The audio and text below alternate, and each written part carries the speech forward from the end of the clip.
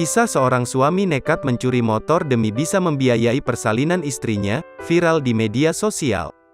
Berdasarkan penelusuran tribunnews.com, kisah ini dibagikan sejumlah akun di media sosial, seperti TikTok bernama @lalaaolala_. Akun tersebut membagikan sebuah video yang menceritakan perjalanan kasus ini. Diceritakan ada seorang pria yang sudah ditahan selama 2 bulan karena mencuri motor. Ia melakukan aksinya karena membutuhkan uang untuk membiayai persalinan sang istri. Motor merupakan milik seorang pedagang sayur. Setelah mencuri, pria ini menggadaikan motor seharga 1,5 juta rupiah.